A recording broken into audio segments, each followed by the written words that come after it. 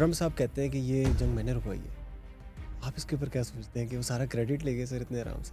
मैंने तो 7 महीने से नहीं दिया। तो मैं उनसे कहता था कि आप जहाज़ मारने गए थे या मुर्गाबियाँ मारने गए थे? अच्छा, मुर्गाबियाँ मारे तो बंदा हाँ, कहता है मैंने 10-12 मारी हैं। हाँ, आप 5 महीने बाद as an air force chief और आप ये क्लेम कर रहे हैं। आप अपनी काउंट नहीं कर सके। हम एयर में जाकर जब किसी जहाज़ को लॉक कर लेते हैं तो हम परमिशन मांगते हैं। आप डिक्लेयर करते हैं कि मैंने लॉक कर लिया है, clear to shoot. Clear to shoot. तो ये एक यूनिक कॉम्बैट थी जिसके अंदर ज़मीन से टेक ऑफ के वक्त एट टेक ऑफ पॉइंट हम परमिशन मांगते हैं, टेक ऑफ की परमिशन मांगते हैं कि परमिशन टू टेक ऑफ आपको दे दी जाती है। तो एयर चीफ को अपने पायलट्स पर और पायलट्स को ज़ाहिर है अपनी ट्रेनिंग पर इतना एतमाद था कि एटीसी ने क्लियरेंस के वक्त इनको ऑपरेशन रूम से कह दिया गया था कि clear take off and clear to shoot. आपको डर नहीं लगा आपने ट्रम्प के खिलाफ इतनी बातें कर दी हैं तो आपका अगर वीज़ा रिजेक्ट हो गया सर?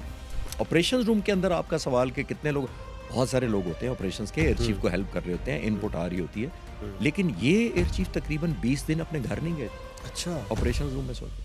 ऑपरेशन रूम के अंदर सोते थे? जी उसी वहीं पे मैं गया हूँ तो वो किसी कहते थे इसी सोफे पे सो जाते थे। 3 साल तक, 3.25 साल तक राफेल की कमजोरियां, उनका रेडार, उनकी weaknesses, shortcoming, link, probable soft belly जिसको हम कहते हैं, वो ढूंढने में लगे हुए। टारगेट सिर्फ राफेल था। मैंने कहा था कि इस एयरफोर्स के साथ इस टाइम पे इंडियन एयरफोर्स को मेरा मशवरा एंगेज ना करे। ये आपने ऑलरेडी पहले उनको एक प्रेडिक्शन मैं देख कर आया था, मैं 6 साल से डॉक्यूमेंट्रीज बना रहा था, तो मैं किसी प्राउड या एरोगेंस या अल्लाह माफ करे तकब्बुर की वजह से नहीं कह रहा था। अंग्रेजी में मैं कहता था कि I would love to die for my country but first I would like my enemy to die for his country. बिस्मिल्लाहिर्रहमानिर्रहीम। अस्सलाम वालेकुम नाजरीन, मेरा नाम उज़ैर सिद्दीकी है और आप देख रहे हैं Uzair Siddiqui podcast. Welcome back to another special episode. नाजरीन, आज की जो एपिसोड है वो मेरे दिल के बड़े नज़दीक है क्योंकि इस एपिसोड के लिए मैं ख़ुद ज़ाती तौर के ऊपर बहुत ज़्यादा एक्साइटेड था। आज जो हमारे साथ शख्सियत मौजूद हैं वो सोशल मीडिया के ऊपर और मेन स्ट्रीम मीडिया के ऊपर हमेशा ट्रेंडिंग रहते हैं, हमेशा ट्रेंडिंग रहने वाली शख्सियत हैं। और मैं बात कर रहा हूँ air commodore retired Khalid Chishti, Sitara Imtiaz military, Sitara Basalat. आज हम चिश्ती साहब के साथ बड़े स्पेशल टॉपिक्स डिस्कस करेंगे। वक्त को ज़ाया किए बगैर let's dive into podcast. Thank you so much Khalid साहब, आपने अपनी मसरूफियात में से वक्त निकाला। एंड टू बी ऑनेस्ट, मैं इस पॉडकास्ट के लिए बड़ा सरप्राइज था और बहुत ज़्यादा वेट कर रहा था कि कब आप हमें टाइम देंगे। Thank you so much sir. I gonna start with your early education and your childhood. आप प्लीज़ बताएं कि आपका बचपना कहाँ पे गुजरा और अपनी अर्ली एजुकेशन के बारे में बताइएगा। बहुत शुक्रिया उज़ैर, आपने बुलाया, और सर दूसरा शुक्रिया कि आपने इतना इंतज़ार किया। सर मेरे फादर चार्टर्ड अकाउंटेंट थे और एक टेक्सटाइल मिल्स में जनरल मैनेजर थे मुल्तान में। तो मेरी ब्रॉटअप मुल्तान में थी। अच्छा, ज़बरदस्त। वो कॉलोनी एक थी, हमारा अपना एक स्कूल होता था, मेरी वहीं एजुकेशन हुई है बुनियादी तौर पर, और वहीं से मैंने एयरफोर्स ज्वाइन की थी। ज़बरदस्त, बेहतरीन। और सर, एयरफोर्स ज्वाइन करने की जितने रिटायर्ड होते हैं, जितने फोर्सेस के लोग होते हैं, उनके पीछे कोई ना कोई एक हिस्ट्री और कहानी जुड़ी हुई होती है। तो सर, ये पाकिस्तान एयरफोर्स को ज्वाइन करने की क्या वजह बनी? बुनियादी तौर पर ज़ाहिर मैं 71 वॉर में बहुत छोटा सा बच्चा था। अच्छा। तो 71 में मुल्तान के ऊपर एक फ़ाइटर जहाज़ आया हमारे स्कूल के ऊपर, और हमें नहीं पता था कि ये इंडिया का है या पाकिस्तान का है। अच्छा। तो हमारे जो फिज़िकल ट्रेनिंग के इंस्ट्रक्टर थे वो एक्स आर्मी से थे, हम्म। उनको पता था कि ये जहाज़ इंडियन है। हम्म। तो हम ग्राउंड में खेल रहे थे तो उन्होंने हमें लिटरली मतलब डांट के और स्टिक मार मार के कहा कि अंदर चलो। उन्होंने आपको भगाया वहाँ हम से? देखना चाहते थे फाइटर जहाज़ इतना करीब, लो लेवल बिल्कुल, आवाज़ आई है और गनगना के चक्कर लगा रहे हैं, तो हम फैसिनेटेड थे कि फाइटर जहाज़ है। वो हमें कह रहे हैं अंदर चलो। जब हम अंदर चले गए तो जब थोड़ी देर बाद पता लगा कोई बॉम्ब की आवाज़ आई है। तो अच्छा। फिर वो मुल्तान से थोड़ा सा हट के शेरशाह एक जगह है, वहाँ पे ऑयल के टैंकर्स थे जो स्टोरेज कैपेसिटी होती है।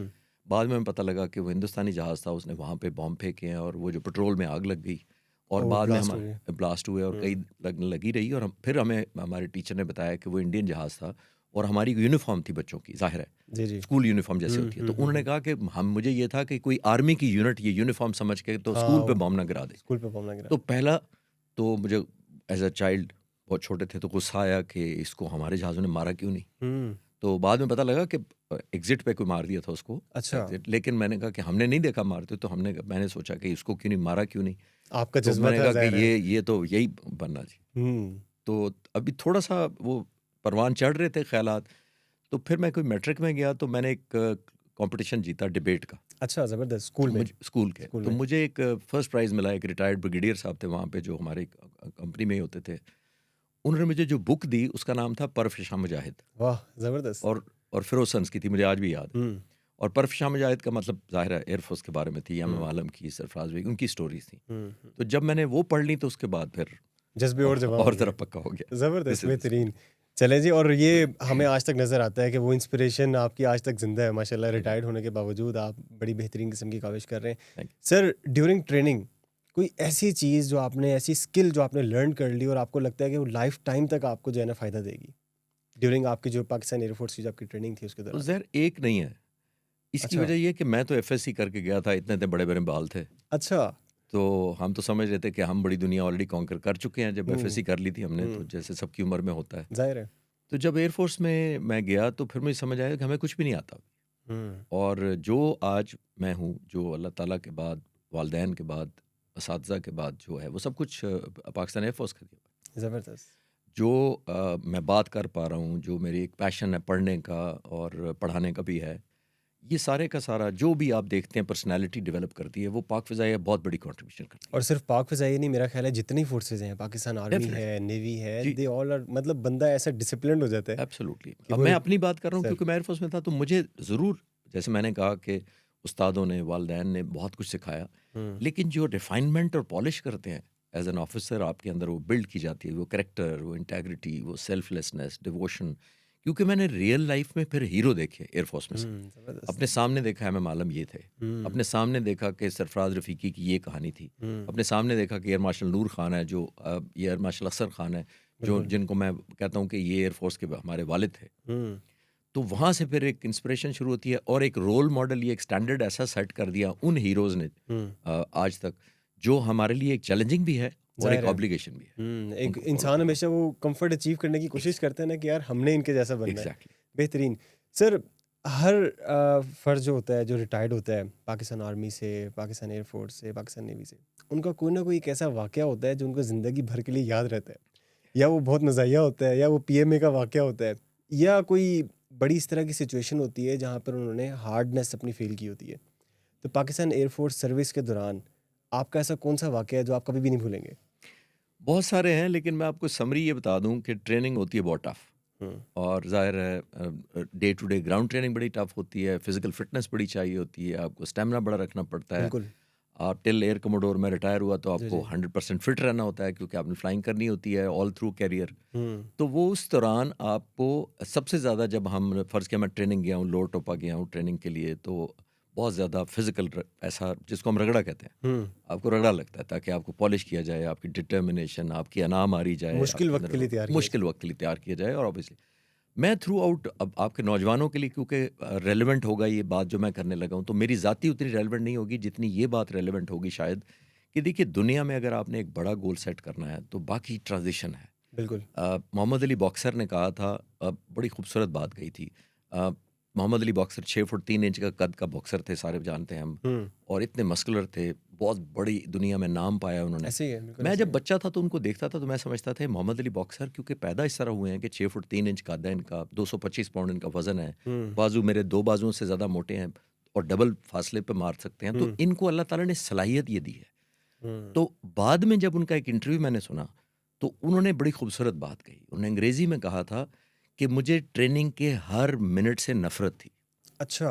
लेकिन फिर मैंने अपने आप को बताया कि अब बर्दाश्त करो और पूरी ज़िंदगी चैंपियन बनकर गुजारो। ज़बरदस्त, बेहतरीन। यानी कि वो जो मुश्किल टाइम था, एग्जैक्टली। उसमें उनकी कंसिस्टेंसी, एग्जैक्टली। डेडिकेशन, और वो ज़ाहिर है लॉन्ग टर्म इंसान के लिए एग्जैक्टली। फ़ायदा तो वो देती है। बाजू मसल वैसे नहीं आ जाते। हुँ, तो अगर मैं समझा था कि मोहम्मद अली बॉक्सर तो बिल्ट इन बॉर्न है ही बॉक्सर, ज़ाहिर है। तो ऐसा नहीं था। फिर एक और उन्होंने बात कही, मैं आप नौजवानों के लिए कहना चाहूँगा, उन्होंने एक बड़ी खूबसूरत अंग्रेजी में बात कही। किसी ने उनसे पूछा सिटअप्स कितनी करते हो एक दिन में? हुँ। तो उन्होंने कहा था कि मैं अपनी सिटअप्स नहीं गिनता, अच्छा, सिटअप्स मैं गिनते ही नहीं है। उस वक्त गिनना शुरू करता हूँ जब मुझे तकलीफ महसूस होती है। वाह! ज़बरदस्त, यानी बेहतरीन। कंफर्ट जोन से बाहर जितनी पुशअप्स करता हूँ वो गिनता हूँ। सर, ये बड़ी खूबसूरत बात की है आपने यूथ के लिए। आज हम देखते हैं यूथ जो है वो डेस्परेट है, लेकिन उनके अंदर एक चीज़ है कि वो ओवरनाइट बिलियनेयर बनना चाहते हैं। आप ज़ाहिर है, आप प्रोफ़ेसर भी हैं, आप पढ़ाते भी हैं, आप तो यूथ को बड़ा क्लोज़ली देखते हैं। तो अल्लाह करे हमारी यूथ को ये वाली बात समझ आ इंशाल्लाह। दे। सर, मेरा ख़्याल है अगले 10 साल तक भी एक बड़ा हॉट टॉपिक है जो पाकिस्तान के अंदर क्या पूरी दुनिया में इंशाल्लाह मशहूर रहेगा। पाकिस्तान ने सर हमेशा की तरह तारीख़ एक रकम की है। ऑपरेशन बुनियान मरसूस के ऊपर हम थोड़ी बात करते हैं। कि इसके बैकग्राउंड सर क्या थे? क्या इंडिया के फाइटर जेट आने से पहले हमारी फोर्सेस ऑलरेडी प्रिपेयर्ड थी? क्या उनको पता था इंटेलिजेंस के थ्रू कि ये होने वाला है? इसके ऊपर सर प्लीज़ थोड़ी रोशनी डालिएगा। देखिए उज़ैर, दुनिया में जो एयर फोर्सेस होती हैं या कोई भी आर्म फोर्सेस होती हैं, सर। उन पर ही ऑब्लिगेटरी होता है hmm readiness hmm and combat readiness always ready. And always ready. आप ये तो नहीं कह सकते इंडियन एयरफोर्स की तरह कि हमारे टैक्टिक्स फॉल्टी थे 7 तारीख को, फिर हमने एयरफोर्स 2 दिन ग्राउंड कर दी और फिर 10 तारीख को हमने कम बैक किया। कोई दुनिया में चौथे नंबर पर एयरफोर्स हो, वो जंग में ग्राउंड करने के लिए बनाई जाती है। आपका से 1000 फाइटर जहाज हो, आपका 90 बिलियन डाइव के करीब बजट हो और पाकिस्तान जैसे मुल्क पर आप हमला करें, इनिशिएटिव आप लें, ऑफेंस आपके पास ऑप्शन है, सब कुछ आपके हाथ में है। सब कुछ आपके हाथ में है, हाँ। और आप फिर हमारे जंग छेड़ के अपनी प्रैक्टिस करना चाहते हैं। ये बहुत जंग में नहीं होता। बहुत बड़ा सवालिया निशान है। और मैं अक्सर एक मेरी बड़ी फेवरेट मिसाल है और आपके व्यूअर से माजरत है सर। कि उन्होंने मेरी पहले सुनी हो। देखिए, हम सब रोनाल्डो फुटबॉल प्लेयर को जानते हैं, मैं उसको दुनिया का नंबर 1 मानता हूँ, बहुत सारे लोग मानते हैं कि 90 मिनट का फुटबॉल मैच होता है सर। टोटल। एक रिसर्च के मुताबिक रोनाल्डो के पास एवरेज 1.5 से 2 मिनट तक बॉल आती है टोटल, अगर सम अप करें सारी जितनी दफा उसके पास अच्छा। बॉल आती है। जबरदस्त। 88 मिनट उसके पास बॉल नहीं होती। 90 मिनट्स में से 90 मिनट्स में से सिर्फ 2 मिनट रोनाल्डो के पास आती है बॉल। रोनाल्डो उस 88 मिनट की वजह से नहीं जाना जाता, रोनाल्डो जाना जाता है 2 मिनट, और वो उसमें परफॉर्म करके दिखा देता है। क्योंकि वो वैल्यू ऐड करता है। हाँ, जबरदस्त। जब बॉल आती है तो फिर बॉल खुद कहीं ऐसा वैल्यू ऐड करती है, या वो गोल में जाती है या वो गोल के लिए किसी और को नेबल करता है। तो पाकिस्तान एयरफोर्स पर ऑब्लिगेशन ये थी कि हमारे पास हमने उस परफॉर्म उस 2 मिनट में ही करना था। बिल्कुल ऐसे ही है। हम ये नहीं कह सकते थे कि अब इंडिया खुदा ना खासा चला गया है, अब हमारी परफॉर्मेंस देखो, या चला गया तो आज हम सीखेंगे तो फिर अगले हफ्ते हम अच्छा लड़ेंगे। अगले हफ्ते ये तो आप इंडिया की आप सारी की सारी रिवायात बता रहे हैं, वो तो इन्हीं चीज़ों के ऊपर बिलीव रखते हैं। उस दिन आपने लड़ना होता है, और अल्हम्दुलिल्लाह वो लड़े, और विजिलेंस थी पाक फ़िज़ाई की, इसमें कोई शक नहीं। मेरे लिए बड़ा एजाज़ था कि मैं ऑपरेशन ज़ूम से कनेक्टेड था उस रात को। सर उसके थोड़े वाक़यात बताएं, खदो-खाल बताएं, आपकी उस टाइम क्या फीलिंग्स थी? क्योंकि आप तो ज़ाहिर है आप फाइटर जेट के पायलट रहे हुए हैं, तो क्या उस टाइम जज्बे जो है वो ऊपर चले गए और आपने सोचा कि बस वर्दी पहन के और मैं भी जो है हवाओं में उसके बारे में थोड़ा जी बताएं सर। नहीं, उससे पहले ही मुझे एक अफसोस लगा हुआ था, अच्छा। जंग से भी पहले, क्योंकि मैं कुछ हफ्ते पहले इन्हीं J-10C और JF-17 थंडर पायलट्स के साथ अपनी यूट्यूब डॉक्यूमेंट्रीज में बनाता हूँ अपने चैनल जी खालिद जी जी चिश्ती के बिल्कुल। लिए। जी जी। तो वहाँ के लिए मुझे स्पेशल फर्स्ट टाइम परमिशन दी गई थी इन्हीं J-10 पायलट से मिलने की और सारा दिन गुजारने की अच्छा। और वीडियो इंटरव्यू करने की, जो फर्स्ट टाइम एवर पाक फ़िज़ाई ने किसी को दी थी। तो मैंने अपने चैनल पर वो डाली थी 1 महीना पहले सिर्फ। अच्छा। तो मैंने पूरा दिन इनके स्पेंड किया था इनके साथ। फिर वॉर आ गई, जंग आ गई, ये कॉन्फ्लिक्ट हो गया, तो मैं उन पायलट्स को विजुलाइज कर रहा था अच्छा। जिनके साथ मैं सारा दिन गुजार के आया था, वो ये कॉम्बैट में होंगे। तो जब मारे गए हिंदुस्तान के जहाज, जब मुझे पता लगा हमने 7 जहाज मार दिए, तो मैं उन्हीं पायलट्स को विजुलाइज कर रहा था। और वाकई ये रिग्रेट मैं उस वक्त भी कर रहा था जब सारा दिन उनके साथ गुजारा। और दिलचस्प बात ये है कि नंबर 15 स्क्वाड्रन जिसमें ये J-10C इस वक्त है, वो जी, मेरा जी। भी पहला स्क्वाड्रन था। अच्छा। जब मैं ऑफिसर बना था तो जबरदस्त। मेरी पोस्टिंग 15 स्क्वाड्रन में हुई थी, तो मेरी इमोशनल अटैचमेंट भी उस स्क्वाड्रन के साथ उस तरह थी। तो मुझे उस वक्त भी मैंने पायलट से कहा था, मैंने कहा यार मुझे गिल्ट और रिग्रेट है कि मैं आज क्यों नहीं एयरफोर्स में, जो ये तुम जहाज उड़ा अच्छा, रहे हो, ये आप जबरदस्त। लोग जितने मोस्ट मॉडर्न, मैं तो 40-45 साल पुराने वाली बातें कर रहा था, तो जो अब जहाज उड़ा रही थे वो स्क्वाड्रन उड़ा रहा था, वो ज़ाहिर है अमेजिंग थे, मुझे उस वक्त भी लगे, और अल्हम्दुलिल्लाह उन्होंने फिर प्रूव भी किया कि वो क्या परफॉर्म करते हैं बिल्कुल और ऐसे ही क्या है। रिजल्ट लेके आते हैं कौम के जबरदस्त। लिए। सर आप ज़ाहिर है बड़ा डीप आप एनालिसिस रखते हैं, तो ये जो मोटिवेशन आपके अंदर थी कि आप कह रहे हैं कि काश आज मैं ऑन ड्यूटी होता है, क्या ये बॉर्डर के उस पार भी लोग ऐसा सोचते हैं या भाग जाते हैं यूनिट छोड़ के? नहीं, हर जो सोल्जर, एयरमैन, सेलर होता है वो अपने मुल्क के लिए लड़ना चाहता है और बिल्कुल। उसको लड़ना चाहिए। और मैं बड़ी दिलचस्प मीडिया के दिनों में एक और बात किया करता था, उन्होंने कहा था कि आप कैसा महसूस करते हैं एज अ फाइटर पायलट। तो मैं कहता था कि अंग्रेजी में मैं कहता था कि I would love to die for my country, but first जबरदस्त। I would like my enemy to die for his country. Hmm. तो मैं चाहता हूँ कि वो पहले करे। तो सारे होती है, लेकिन at the end of the day देखिए लीडरशिप बड़ा काउंट होती है, बोल्डनेस बहुत काउंट होती है, बिल्कुल ऐसे ही है। टाइमली डिसीजन बड़े मैटर करते हैं। जंग ऐसे नहीं जीती जा सकती। प्रेजेंट एयरफोर्स चीफ जो air chief marshal Zaheer Ahmed Babar Sidhu है, मैं तकरीबन इनको 40 साल से जानता हूँ। तो मैं ये कह सकता हूँ कि इस 35-40 सालों के अंदर मैंने उनको ज़ाहिर है बहुत हम्बल पाया, इसमें तो कोई शक नहीं है। और मैंने उसी चैनल जिसका मैंने जिक्र किया, मैंने 1 मई 2025 को एक अपलोड की थी वो डॉक्यूमेंट्री, सिर्फ मेरी वॉइस ओवर थी, मैं सामने कैमरे के नहीं आपके अपने पेज टाइम के नहीं ऊपर। था। जी जी जी बिल्कुल। वो उसमें मैंने ये क्वेश्चन किया था, मैंने कहा था कि इस एयरफोर्स के साथ इस टाइम पे इंडियन एयरफोर्स को मेरा मशवरा एंगेज ना करे। ये आपको आपने ऑलरेडी पहले उनको एक प्रेडिक्शन मैं दी देख थी। कर आया था, मैं 6 साल से डॉक्यूमेंट्रीज बना रहा था। हम्म, तो मैं किसी प्राउड या एरोगेंस या अल्लाह माफ करे तकब्बुर की वजह से नहीं कह रहा था, मैं एक एनालिसिस पेश कर रहा था, क्योंकि ये मशीनरी मैंने देखी हुई है, तो मुझे इसकी परफॉर्मेंस पता है, मैंने इसकी लीडरशिप देखी हुई है, मैं बहुत सालों से जानता हूँ। तो मैंने उसमें कहे थे लफ्ज़ कि ये लीडरशिप खासतौर पर एयर चीफ आपको सरप्राइज देगा, बट इज़ वेरी बोल्ड। ज़ाहिर तो है। इंडिया को चाहिए कि इस वक्त इंगेज ना करे एयरफोर्स। अल्लाह की तरफ से वो बात सच साबित हुई। और ज़ाहिर है वो उन्होंने प्रैक्टिकली इंप्लीमेंट होता हुआ देख लिया। ज़बरदस्त। सर, ये इन सारी की सारी टेंशन्स के दौरान मेरा ख्याल है decision making most important role play करता है। तो इसके ऊपर थोड़ी प्लीज़ रोशनी डालें कि डिसीजन मेकिंग किसी एक फ़र्द के हाथ में होती है या पूरा एक पैनल होता है, वो मौके के ऊपर ज़रा डिस्कशंस कर रहे होते हैं कि अब ये करना है, अब ये करना है। उसके ऊपर प्लीज़ बताएं कि ऑफ द कैम क्या हो रहा होता है। देखिए ज़ाहिर पूरे एक मिसाल से मैं वाज़े कर देता हूँ कि जब से J10C आए थे सर।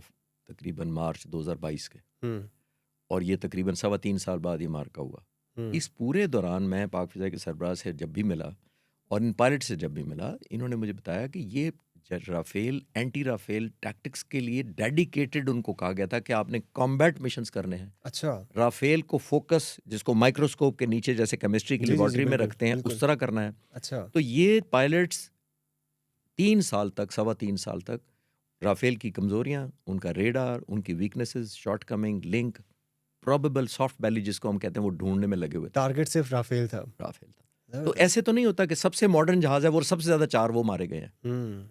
ये नहीं होता कि उस रात उठे, बटन दबाया तो किस्मत अच्छी थी, लग गया। अल्लाह ताला की तो हर एक प्लानिंग थी। मेहरबानी होगी जो मेहनत करेगा, बिल्कुल इसमें तो ऐसे कोई ही है, डाउट नहीं है। ऐसे ही है। तो वो मेहनत मैं पीस टाइम में देख रहा था, वही उनके काम आई है। और एयर चीफ की जो उस वक्त बोल्डनेस थी, ऑपरेशन रूम के अंदर आपका सवाल कि कितने लोग, बहुत सारे लोग होते हैं ऑपरेशंस के, एयर चीफ को हेल्प कर रहे होते हैं, इनपुट आ रही होती है, लेकिन ये एयर चीफ तकरीबन 20 दिन अपने घर नहीं गए, अच्छा। ऑपरेशन रूम में सोते थे।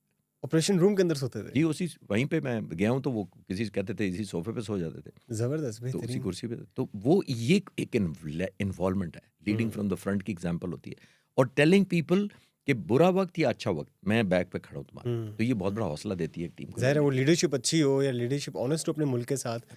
और मेरा ख्याल है कि लीडरशिप कॉन्फिडेंट तब होती है जब आपस के अंदर यूनिटी होती है। आप अमूमन इंडियन एयर चीफ का आप वो कोट करते होते हैं कि वो तो अपने ऊपर उनको कॉन्फिडेंस नहीं है, अपने इदारों पे कॉन्फिडेंस नहीं है। सर, वो मैं चाहता हूँ कि आप एक दफ़ा दोबारा लाइन दोहराएं, clear to take off, clear to shoot. वो सर यकीन करें, मैंने आपके इस क्लिप को तकरीबन को 20-25 दफ़ा सुना और हर दफ़ा ना मुझे गूज़बम्स आए। एक पाकिस्तानी होने की हैसियत से मतलब एक अजीब सा जो है ना, वो अंदर से जो है ना खून तेज़ हो गया कि यार कमाल है। ये सर इसके ऊपर थोड़ा बताएं कि ये क्या हुआ क्या था इस टाइम? ये इस तरह हुआ था कि जब मैंने आपको बताया ना 3-3.25 साल तक राफेल के खिलाफ टैक्टिक्स किए सर। गए, बहुत ज़्यादा माइक्रोस्कोपिक उनकी ऑब्जर्वेशन के अंडर रखा गया उस जहाज़ को, बहुत ज़्यादा इनपुट इकट्ठी की गई हर तरीके से। तो एयर चीफ ने पर्टिकुलरली स्क्वाड्रन को और तमाम ये पायलट्स को J10C को कहा हुआ था कि आपने कोई नेवल सपोर्ट या लैंड सपोर्ट या ब्रिजेस अगेंस्ट या कोई नहीं करना मिशन, अच्छा। आप सिर्फ एयर कॉम्बैट करेंगे। एयर कॉम्बैट होती ही मुखालिफ जहाज़ के लिए, और मुखालिफ जहाज़ में अगेंस्ट राफेल टैक्टिक्स करेंगे। तो जब आप इतनी तैयारी करवाते हैं, तो मैं उस सेंस में कहता हूँ कि एयर चीफ ने जिस रात ये यहाँ उस थे उस मिशन में, ऑपरेशन रूम में, ये डायरेक्ट राब्ते में थे पायलट्स के साथ, एयर डिफेंस कंट्रोलर्स के साथ, सैटेलाइट ऑपरेटर्स के साथ, जो साइबर कमांड थी हमारी उनके साथ, वेपन कंट्रोलर के साथ, सबसे राब्ते में थे। ये कॉन्फिडेंस उन्होंने पिछले 3 साल में इन पायलट्स को दे दिया था और कंफर्म कर लिया था कि इनकी सलाहियत है करने की। आमतौर पर एज ए फाइटर पायलट जब हम टेक ऑफ करते हैं मिशन के लिए, कोई भी मिशन होता है, पहली बात तो ये है कि ये मिशन हमें पता होता है कि डिफेंसिव है कि ऑफेंसिव है। डिफेंस का मतलब हमने डिफेंड करना है, ऑफेंस का मतलब हमने जार का हमला करना है। ये एक यूनिक मिशन था हमारी हिस्ट्री में। रात को 12:30 बजे सामने से 85 जहाज आ रहे हैं। अच्छा। तो एक डिफेंसिव मिशन जिसके लिए टेक ऑफ किया गया था कि इनको डिफेंड करो कि हमारे मुल्क में ना आए। तो जब हमारी लीडरशिप ने देखा कि वो हमारे मुल्क तो नहीं आ रहे, वो तो अपनी सरहदों से उन्होंने मिसाइल फायर कर दिए हैं, तो फिर इस डिफेंसिव मिशन को कहा गया कि over to convert into fence, number 1। और जो इंपॉर्टेंट बात जिसका आप जिक्र कर रहे थे वो ये थी कि 3 साल तक इतनी मैसिव, इतनी रेगरस ट्रेनिंग करवाई गई थी कि एयर चीफ, हम एयर में जाकर जब किसी जहाज को लॉक कर लेते हैं तो हम परमिशन मांगते हैं। आप डिक्लेयर करते हैं कि मैंने लॉक कर लिया है, clear to shoot. Clear to shoot. तो ये एक यूनिक कॉम्बैट थी जिसके अंदर ज़मीन से टेक ऑफ के वक्त एट टेक ऑफ पॉइंट हम परमिशन मांगते हैं, टेक ऑफ की परमिशन मांगते हैं कि परमिशन टू टेक ऑफ आपको दे दी जाती है। तो एयर चीफ को अपने पायलट्स पर और पायलट्स को ज़ाहिर है अपनी ट्रेनिंग पर इतना एतमाद था कि ATC ने क्लियरेंस के वक्त इनको ऑपरेशन रूम से कह दिया गया था कि clear take off and clear to shoot. जबरदस्त, बेहतरीन। दैट वो मीन्स कि confidence था आपको ज़ाहिर है। हाँ, ये दैट मीन्स कि आपने परमिशन नहीं लेनी, क्योंकि ये अपॉर्चुनिटी इस तरह की जंग में जब 85 जहाज उड़ रहे हैं तो बड़ी फ्लीटिंग अपॉर्चुनिटीज ऐसे होती ही है, है, ये नहीं यूं करके जुप करके गुजर जाती है। चंद सेकंड के डिले की वजह से। एग्जैक्टली, माइक्रो सेकंड डिले, चंद सेकंड तो बहुत ज्यादा है हम्म, कि वो शायद 1 सेकंड की जो कॉल है रेडियो नीचे जाएगी और वापस आएगी 2 सेकंड के बाद, 3 सेकंड में शायद वो अपॉर्चुनिटी ना रहे जो उस वक्त उस पायलट के ज़हन में है। तो उनको ब्लैंक चेक जैसे होता है ना कि दे दिया गया था कि बड़ी clear to खूबसूरत shoot। मिसाल है, बेहतरीन। सर, इन सारी की सारी चीज़ों के पैरेलल मेरा ख्याल है कि पाकिस्तानियों के लिए एक बड़ी अच्छी इंटरटेनमेंट चल रही थी, और वो इंटरटेनमेंट इंडियन मीडिया था, जिसमें उन्होंने लाहौर की बंदरगाह भी फतह कर ली थी। इसके ऊपर थोड़ी रोशनी डालें कि आप बीइंग रिटायर्ड पाकिस्तान एयरफोर्स, मेरा ख्याल है कि ये हमारे लिए तो इंटरटेनमेंट थी, लेकिन इंडिया के लिए एक बहुत बड़ा ड्रॉबैक है कि उन्होंने पूरे दुनिया के अंदर अपना एक इमेज ख़राब कर ली है, और इस तरह की बेतहाशा मरतबा उन्होंने इस किस्म की हरकतें की हैं। आप इसके ऊपर क्या सोचते हैं सर? मैं जब एयरफोर्स ज्वाइन की और जब तक मैं रिटायर हुआ, मैंने जो पढ़ा और जो मैंने बाद में वॉर कॉलेज NDU वगैरह में पढ़ाया, हम्म, देखिए एक सबसे ज़्यादा प्री रिक्विजिट एक किसी भी आर्म फोर्सेस के ऑफिसर का, सिर्फ एयरफोर्स नहीं, वो होती है आपकी इंटेग्रिटी। बिल्कुल ऐसे ही है। और मैंने कोटेशन पढ़ी थी, अक्सर मैं यूथ को पढ़ाता भी हूँ और ये आपके सामने भी कह देता हूँ, और मैंने ये पढ़ा था कि if you have integrity nothing else matters, बड़ी खूबसूरत बात बट है। If you do not have integrity nothing else matters. ज़बरदस्त। इंटेग्रिटी ही सब कुछ है। इधर ना सिर्फ अनफॉर्चुनेट पार्ट ये है कि मीडिया ने अपनी इंटेग्रिटी लूज की, उनके एयरफोर्स चीफ की इंटेग्रिटी देखे। मैं उनकी as an opponent air force chief respect करूंगा, बट उतनी ही करूंगा उनकी इंटेग्रिटी की वजह से वो मेरा कॉम्प्रोमाइज एक हो जाएगा। मुझे क्यों कॉम्प्रोमाइज हो जाएगा? देखिए वो आते हैं तकरीबन इस कॉन्फ्लिक्ट के बाद 30 मई को, बिल्कुल ऐसे ही है। हाँ और जी। आकर एक मीडिया टॉक में ओपनली कहते हैं कि हमें तो जहाज ही नहीं टाइम पे दिए गए थे, हमने तो पॉसिबली हमने भी नुकसान किया है। बहुत बड़ा क्लेम है ये। फिर वो 3 महीने बाद आए 9 अगस्त 2025 और आके कहते हैं हमने 5-6 जहाज मारे हैं। अच्छा 5-6 मार लिए होंगे। फिर और 2 महीने गुजरे, फिर उन्होंने जहाज़ों को 10-12 कर दिया। जबरदस्त। तो मैं आप जैसे नौजवान, क्योंकि ज़रा लाइटर नोट ज़्यादा समझते हैं, तो मैं उनसे कहता था कि आप जहाज़ मारने गए थे या मुर्गाबियाँ मारने गए थे? अच्छा, मुर्गाबियाँ जबरदस्त। मारे तो बंदा हाँ। कहता है मैंने 10-12 मारी हैं। हाँ, आप 5 महीने बाद एज एन एयरफोर्स चीफ और आप ये क्लेम कर रहे हैं। आप अपनी काउंट नहीं कर सके।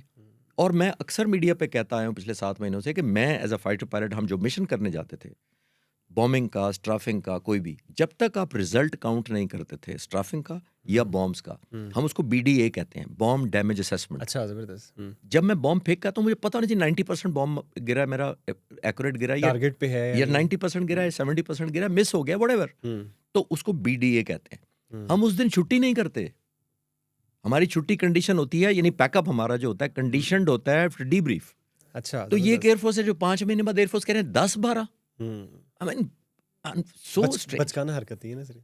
जबरदस्त, बेहतरीन। सर, इन सारी की सारी चीज़ों के जब ये ख़त्म हो गई सारे मामलात, हमने एक अजीब सी चीज़ देखी, और आप इसके ऊपर बड़ा डीपली बात भी करते हैं और आप बड़ी वैलिड बात करते हैं। ट्रम्प साहब कहते हैं कि ये जंग मैंने रुकवाई है। आप इसके ऊपर क्या सोचते हैं कि वो सारा क्रेडिट ले गए सर इतने आराम से? मैं तो 7 महीने से नहीं दिया। क्या सोचते हैं सर आप इसके ऊपर? नहीं, मैं बिल्कुल डिफरेंट सोचता हूँ। मेरा ख्याल है कोई भी नहीं सोचता। मैं डिफरेंट इस तरह सोचता हूँ कि मेरा अपना मेरा कन्विक्शन है। मैं सिर्फ बोलने के लिए नहीं कह रहा कि आपके इंटरव्यू के लिए कह रहा हूँ। जो ही जंग बंद हुई तो प्रेसिडेंट ट्रम्प ने कहना शुरू कर दिया जंग मैंने रुकवाई है, जंग मैंने रुकवाई है। तो मैंने सबसे कहता हूँ, मैं कहता हूँ कि जंग बंद कराने में मदद की, जंग बंद कराने में मदद की। फैसिलिटेट किया। हाँ।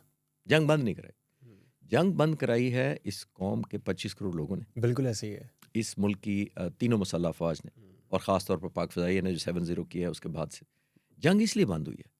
और मैं अपनी लॉजिक में एक ही लाइन कहता हूँ कि खुदा ना खास्ता हिंदुस्तान हम पर हावी होता तो आया प्रेसिडेंट ट्रम्प ने इसी तरह अर्जेंसी दिखानी थी और कभी भी ना ceasefire आता की वो। थी। बस सारे मुझे जवाब यही देते हैं। तो फिर मेरी बात को एक खुद ब खुद एक तक़वियत मिल जाती है जब आप भी कहते हैं, और मैं जितने आज तक इंटरव्यू दिए हैं सब कहते हैं कि प्रेसिडेंट ट्रम्प ने नहीं आना था, खुदा ना खास्ता हिंदुस्तान हम पर हावी होता तो। वही जो उसने इंडिया के साथ किया वही पाकिस्तान के साथ करना था एग्जैक्टली। उसको। तो आप हावी हैं अल्हम्दुलिल्लाह अल्हम्दुलिल्लाह। हावी होने के बाद प्रेसिडेंट ट्रम्प को याद आया कि ये तो हमारे सारे स्ट्रैटेजी, वॉर गेम, वेपन्स को ऑब्सलीट कर दिया इस मुल्क ने, और ख़ास तौर पर एयरफोर्स ने। देखिए, जब आप 198 किलोमीटर पर दुश्मन का जहाज मारेंगे, ऐसे ही है। तो दुनिया के जो 130 किलोमीटर के मारने वाले को इररेलेवेंट नहीं कर देंगे आप बिल्कुल उनको ऐसे ही है। कंसर्न नहीं कर देंगे कि अगर खुदा न खासा पाकिस्तान से हमारा मुकाबला हुआ, ये हमारे जो 125 किलोमीटर वाले हैं ये तो आउटबीट करेगा ऐसे ही है, पाकिस्तान। बिल्कुल तो ऐसे ही है। उनके हमने कॉन्सेप्ट आउट कर दिए। बिकॉज ये देखिए, मैं अक्सर एक डाटा भी दे के कहता हूँ, आज तक F-15C एक अमेरिकन जहाज है जिसने गल्फ वॉर में मारा था इराक के सद्दाम हुसैन के टाइम पे। उसकी लॉन्गेस्ट किल थी 140 kilometre in no fly zone. Iraqi air force almost grounded थी। एक अच्छा। MiG-25 उड़ा, अकलौता मोनोपोली थी इनकी, एयर सुप्रीमेसी थी, अमेरिका की एक जहाज को मार दिया। यहाँ सिनेरियो है रात को 12:30 बजे टोटली ऑपोजिट। 85 जहाज आते हैं, ऑफेंस उनके पास है, और पाक फिजाइया के 42 जहाज जो हैं तकरीबन 5 मिनट के अंदर 42 जहाज हवा में थे। जबरदस्त, बेहतरीन। तो कंपैरिजन तो हमें राइट ड्रॉ करना चाहिए ना, जस्टिफाइड ड्रॉ करना चाहिए। लोग कहते हैं जी वर्ल्ड वॉर के बाद एक्सरसाइज थी। वर्ल्ड वॉर में 100 जहाज भी होता था, ऐसे ही है। बट 100 को तो नहीं देख रहा होता था। 100 पॉकेट्स में लड़ रहे होते थे, 2 इधर, 4 उधर, 6 उधर। ये 85 यूं नहीं आते थे बहुत रात को pressure 12:30। था। रात को तो वर्ल्ड वॉर नहीं हुई थी, ऐसे ही है। वो तो होती नहीं थी। नाइट बिल्कुल सही बॉम्बर्स बात बहुत ना होने के बराबर थे। तो मैं सिर्फ एक कंपैरिजन ड्रॉ कर रहा हूँ कि कंपैरिजन है नहीं कोई, तो इसलिए बहुत बड़ा क्रेडिट जाता है प्रेसिडेंट ट्रम्प को, ज़रूर मैं कहूँगा। लेकिन साथ ही मैं ये कहता हूँ, लोग कहते हैं 62 दफ़ा उन्होंने कहा है, तो मैं ये अक्सर कहता हूँ कि वो कहीं कॉज को भी किसी दिन इफेक्ट करें कि हम लड़े क्यों थे। बड़ी खूबसूरत बात जो है। कि मैं कश्मीर मैं इसी चीज़ पे आने लगा था। इसके ऊपर सर आप बताएं कि क्या वाकई कश्मीर कॉज था? क्या वो गरज और वो जो गुस्सा है 47 से लेकर आज तक का, कि हमारी जो एक चीज़ है, हमारी रियासत है, हमें नहीं दी जा रही। इंटरनेशनल प्लेटफॉर्म्स के ऊपर हर जगह पे हम मतलब आवाज़ तो उठा रहे हैं पाकिस्तान। तो ये बड़ी खूबसूरत आपने बात की कि ट्रम्प ने कभी कॉज के ऊपर तो बात नहीं की। आप इसके ऊपर प्लीज़ थोड़ा मैं बताएं। आपको, आपके नौजवान व्यूअर्स होंगे आप जैसे, मैं सर। क्विकली उनको बता देता हूँ। देखिए, जब अंग्रेज़ यहाँ से गए हैं हम्म, तो यहाँ पे प्रिंसली स्टेट्स भी थी, मुग़ल भी थे और अंग्रेज़ भी थे। सारा बिल्कुल ऐसे ही। हिंदुस्तान को ऊपर कंट्रोल नहीं था अंग्रेज़ों का। आपके व्यूअर्स सुन के शायद हैरान होंगे कि 565 प्रिंसली स्टेट्स थी हिंदुस्तान में। अच्छा। सबका फैसला हो गया, और इस बुनियाद पर हुआ कि जहाँ पॉपुलेशन मुसलमानों की ज़्यादा है वो पाकिस्तान को आएंगे, जहाँ हिंदुओं की ज़्यादा है वो इंडिया में चले जाएंगे। जूनागढ़ एक एग्जाम्पल है। जूनागढ़ एक स्टेट थी सिंध के पास, कराची के कोस्टल बिल्कुल एरिया के बिल्कुल। साथ। वहाँ पर जो महाराजा था वो मुसलमान था, मेजॉरिटी पॉपुलेशन हिंदुओं की थी, तो वो इंडिया को चला गया क्योंकि पॉपुलेशन बेस्ड फैसला हुआ था। बिल्कुल ऐसे ही है। कश्मीर में ऑपोजिट था, हम्म, महाराजा हिंदू था, पॉपुलेशन मुसलमान थी, हम्म, मेजॉरिटी। 564 प्रिंसली स्टेट्स पर ये फॉर्मूला लग गया, उस पर नहीं लगा। एक पर नहीं लगा। तो हम हक बजाने में कि कश्मीर हमारा है, हम्म, सिर्फ इस फॉर्मूले के तहत। मुझे बता दें तो कश्मीर इज़ वन इशू। जब तक वो, देखिए मैं अक्सर लोगों को कहता हूँ कि जितने दुनिया में मसले हैं, कॉन्फ्लिक्ट्स हैं, जब तक आप कॉज को नहीं इफेक्ट करेंगे, एड्रेस, इफेक्ट्स को एड्रेस करने से नहीं होता। बिल्कुल ऐसे अभी ही है। गाजा हुआ है, गाजा में कत्लेआम हुआ, शहादतें हुई, ऐसे ही है। 75,000 लोग मारे गए। मैं अक्सर लोगों को कहता हूँ कि 75,000 लोगों ने शहादत सिर्फ सीज फायर के लिए की। नेवर।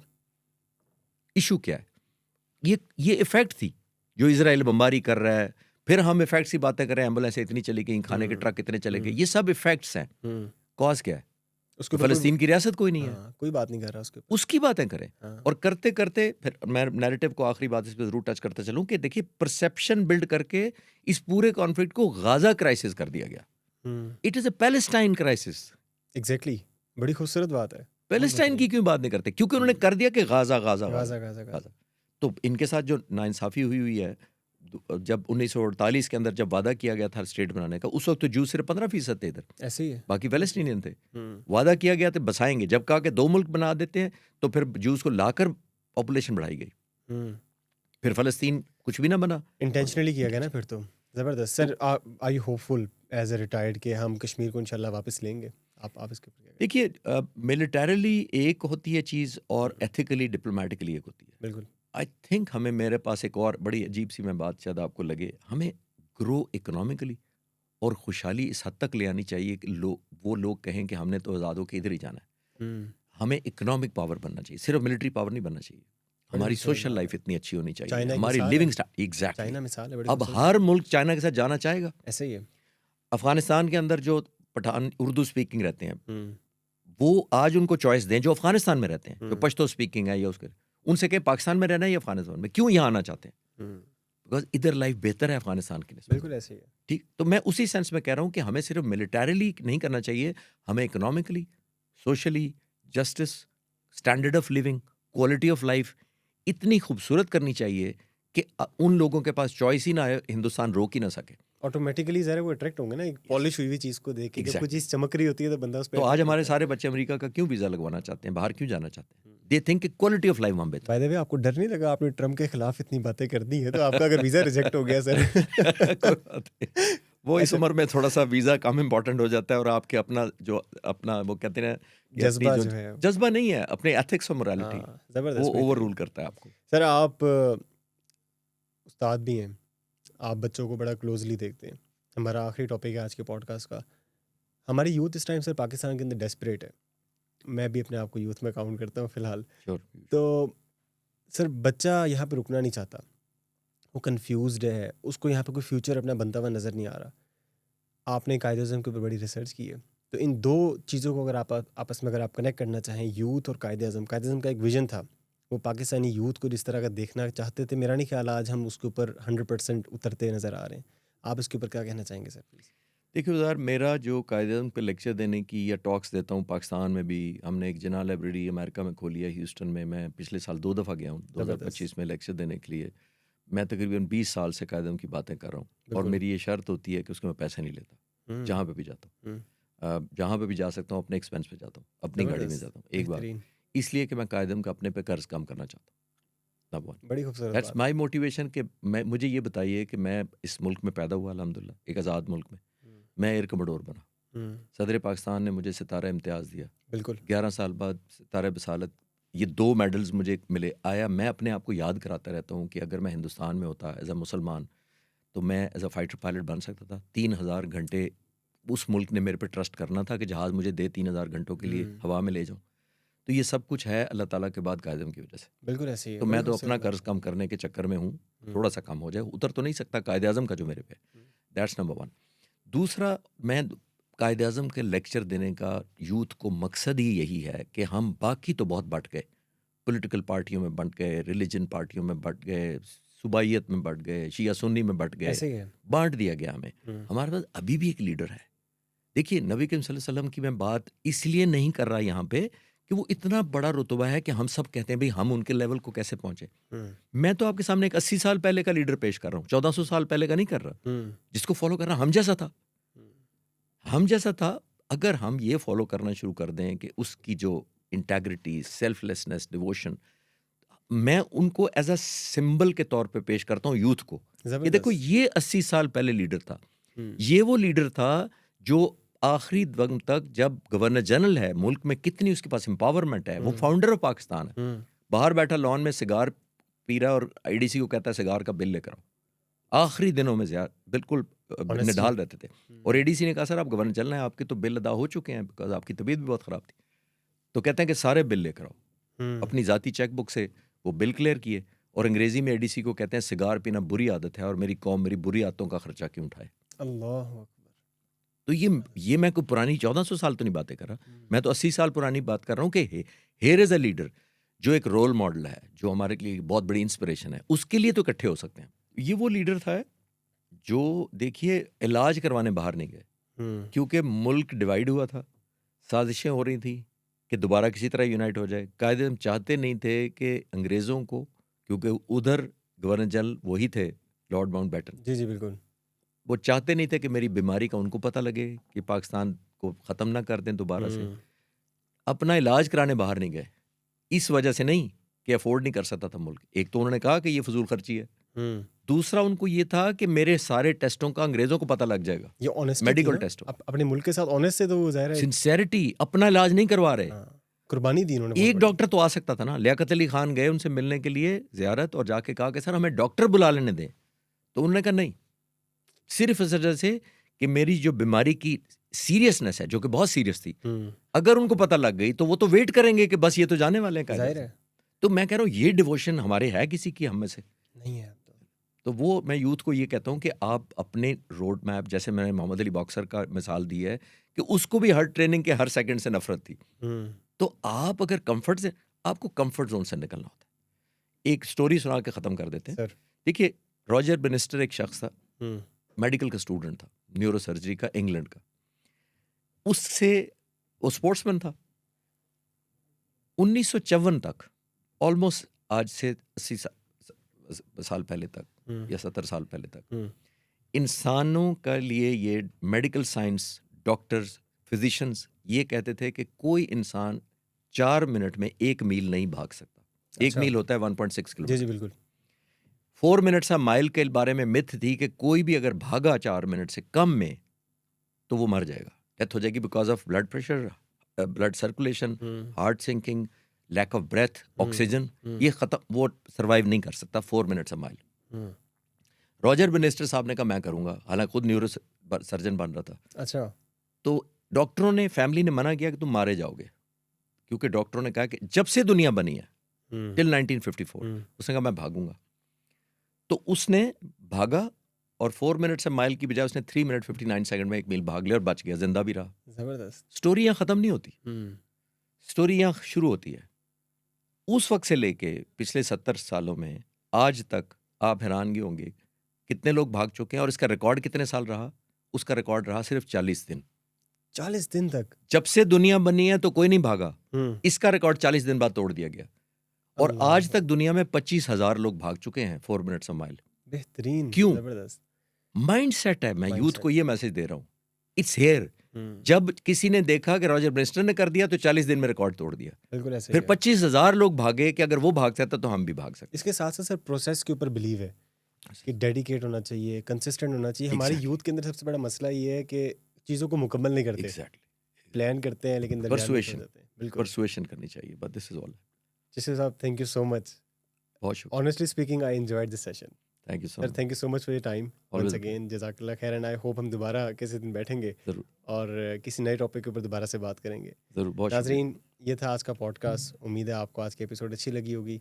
इंशाल्लाह एक अगले एपिसोड में एक नए मेहमान के साथ आपके साथ दोबारा मुलाकात होगी। तब तक के लिए अपना ख्याल रखिएगा। पाकिस्तान जिंदाबाद।